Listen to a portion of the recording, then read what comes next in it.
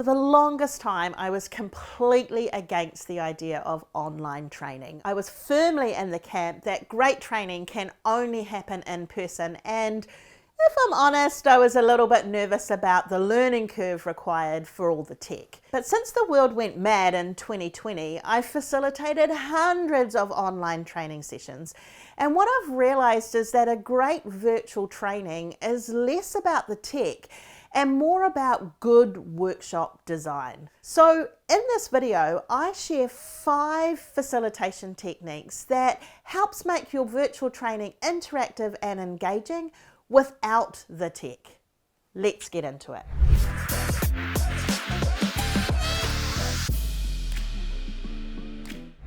Hi, I'm Kerry Price. I'm the founder of the Facilitators Network, and I use the principles of deliberate generosity to make sure that no meeting or workshop is ever wasted. I've been a professional facilitator for 20 odd years, and in that time I've led thousands of meetings, workshops, and community conversations. Nowadays, I help other trainers and facilitators do it well too. It's easy to think that virtual trainings require all sorts of fancy tech, but in reality, virtual training is no different to in-person training. You need to have a really clear purpose, you need to have a good workshop plan, and you need some facilitation techniques to help guide participants through the journey. In this video, I share 5 tech-free ways to help participants contribute, engage, and get involved more. Technique number 1 is to ditch the slides. And I know this is controversial, especially if you rely on slides to get your message across. But using slides in an online setting actually breaks connection and makes it harder for people to contribute. And I get it. Sometimes you need to have things on a slide or on a whiteboard or on a flip chart so that people have the added benefit of visual learning. But instead of using slides, which everyone has come to expect, try doing something different that adds a little bit of interest and curiosity. I very rarely use slides in any of my workshops, in person or online.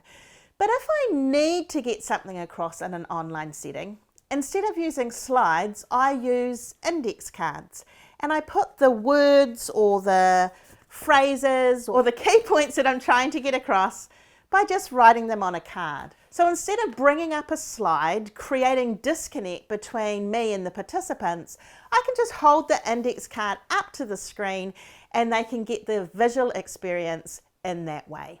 Technique 2 is to create space to listen to the chat. Now, the wonderful thing about online workshops is that you can invite people to contribute by typing in the chat. The problem with that is while everyone's metaphorically talking at once, i.e. they're typing in the chat, often we don't leave enough time for people to properly listen to what's being said. So when I invite people to type in the chat, share their thoughts or ideas through the written word, what I will do afterwards is say, now I'm going to give you a couple of minutes just to listen to what everyone else has said. And I invite people to scroll through the chat, read through everyone else's ideas and opinions, and to use emojis to respond to what is being said. Carving out time to read is like carving out time to listen. And if you don't make that space, there's a lot of metaphorical talking going on, but no one's actually hearing anything. Technique 3 is to create thinking space before putting people into breakout rooms. What we know is that in any given room, virtual or otherwise, about 1/3 of participants are internal processors. That means they need space to think about what they're going to say before they bring it into the room. Now, when you're working in person, people automatically get thinking space as they form groups. You invite people to find a partner or get into small groups, and in the time it takes them to stand up, move around, shift their chairs, they've had some time to mull things over. But online, that moving to breakout rooms happens instantly. You click a button and voila, they're there. So for that 1/3 of people who need thinking space, landing in a breakout room with no time to think means it makes it hard for them to contribute. To cater for that, what I like to do is say, in a moment, I'm going to pop you into breakout rooms to answer this question or to talk about XYZ. But before I open those rooms, I'm going to give you a couple of minutes on your own to think about what you might like to say. Grab yourself a post-it note or a piece of paper and jot down some bullet points so that when you land in the room, you're ready to contribute. It's a simple way to create thinking space, and it gives you as the facilitator time to set up the rooms without looking clumsy.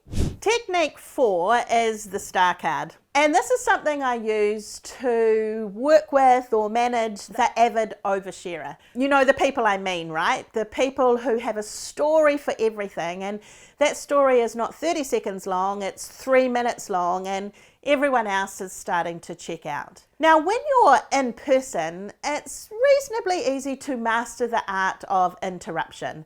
I've talked about that in another video somewhere around managing loud voices. It's probably, a link is probably up here. But when you are mastering the art of interruption online, it gets a little bit trickier. It's harder to notice body language, there's a delay in the interruption, and so jumping in gets a little bit trickier. If I'm facilitating an online workshop where I know I have avid sharers in the room, I set up the star card ahead of time. So what I say at the beginning of the workshop might sound something like, I am aware we've got lots of people on the call today who have some really important and valid things to say. I'm also mindful that there's a lot to get through and we've got a reasonably short time to have it all said. So while I'm encouraging everyone to contribute and have a say, I'm going to be mindful of time, and I might interrupt you if I think we're going off down a rabbit hole. Now, interrupting you online gets pretty tricky, so instead of jumping in, I'm going to raise the star card to the screen. And when you see the star card, what it means is, we love you, your contribution's been awesome, and it's time to start wrapping things up. Now, the first time I might need to use the star card online, I slowly raise it to the screen and I poke it above the top and I give it a little bit of a wriggle, and that person will quickly wrap up. The second time I have to use it online, I barely get the card above the screen and the person talking already knows what it means and they bring their contribution to a close. It usually creates a few laughs, and if I'm working with a team over a period of time, people always mention at the beginning, are we using the star card today? Technique number 5 is to bring in-person activities online. It's easy to think that because you're facilitating a training in a virtual setting, you need to use virtual tools like online whiteboards and chat functions and plug-in tech. But actually there's lots of training activities that work in person and online. You just need to think a little differently to adapt them all. Of course, if you want to bring in-person activities online, you need to have a bunch of activities in your back pocket. So if you head over to my website, you can download this book absolutely free. It's called Facilitate This, and it's full of 45 activities that build connection and spark conversation in a group setting.